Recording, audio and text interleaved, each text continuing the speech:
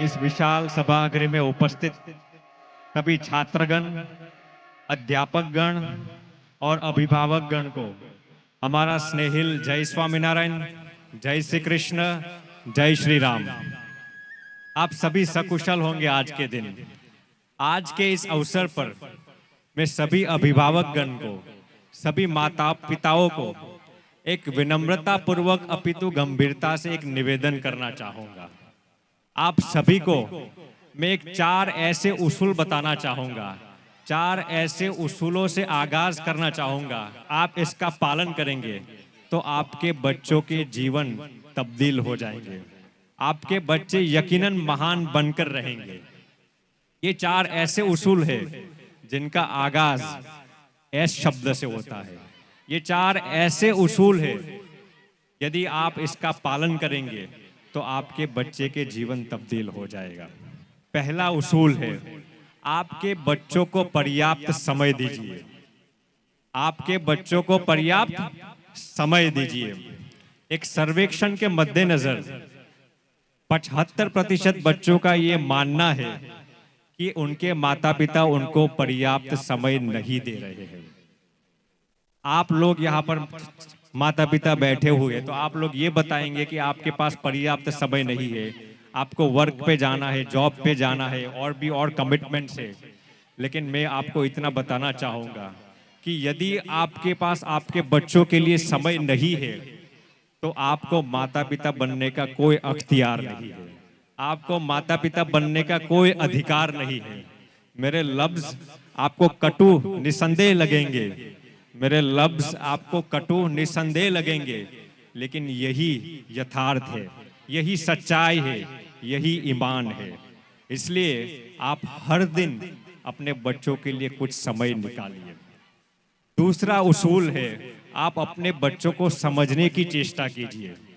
आप अपने बच्चों को समझने की चेष्टा कीजिए, और आप अपने बच्चों को तभी समझ पाएंगे जब आप उनको पर्याप्त समय देंगे। यदि आप उनके लिए समय ही नहीं निकाल रहे हैं तो आप उनको समझ नहीं पाएंगे। उनकी जहन में क्या चल रहा है, उनके दिमाग में कौन से विचार आंदोलित हो रहे हैं, वो कौन से कठिनाइयों को झेल रहे हैं, वो सब जानने की, वो सब जांचने की चेष्टा कीजिए। आप इस वाक्य को सुनकर अचंभित हो जाएंगे। बच्चों को आपकी टीका की नहीं, आपकी सहायता की दरकार है। इसलिए आप उनको पर्याप्त समय देकर उनको समझने की कोशिश कीजिए। तीसरा उसूल है, आप अपने बच्चों को जैसे है वैसे स्वीकार कीजिए। यदि आप अपने बच्चों को स्वीकार नहीं करेंगे तो उनमें कभी भी सुधार नहीं आ पाएगा। एक सर्वेक्षण के मद्देनजर 90% माता पिताएं अपने संतानों को दूसरों बच्चों के आगे कंपैरिजन करके उनको हतोत्साहित करते हैं, उनको डीमोटिवेट करते हैं। देखिए, विविधता भगवान को भी पसंद है, वैविध्यम भगवान को भी पसंद है। इसीलिए ही भगवान ने अलग अलग किस्म की ऋतुओं का सर्जन किया है। ग्रीष्म ऋतु, शरद ऋतु, वर्षा ऋतु। भगवान ने अलग अलग किस्म के वृक्ष बनाए हैं, अलग अलग किस्म के फल बनाए हैं, अलग अलग किस्म के फूल बनाए हैं, क्योंकि भगवान को वैविध्यम पसंद है। इसलिए आपके बच्चे जैसे भी है वैसा उनका स्वीकार कीजिए। देखिए, 2 प्रकार की माताएं होती है। एक ऐसी होती है जो मक्खी मम्मी होती है, और दूसरी माताएं ऐसी होती है जो मधुमक्खी मम्मी है। आप जानते हैं इनमें अंतर क्या है? मक्खी मम्मी ऐसी होती है, जैसे मक्खी को आपने देखा होगा किसी गुलशन में, किसी उद्यान में, किसी गुलिस्तान में आप गए होंगे तो मक्खी पूरे उद्यान में जहां पर भी कूड़ा होगा वहां जाकर ठहरेगी। लेकिन मधुमक्खी वहां पर ही जाएगी, वहां पर मधु होगा, जहां पर मधुरता होगी, जहां पर स्वीटनेस होगा, वहीं पर मधुमक्खी जाएगी।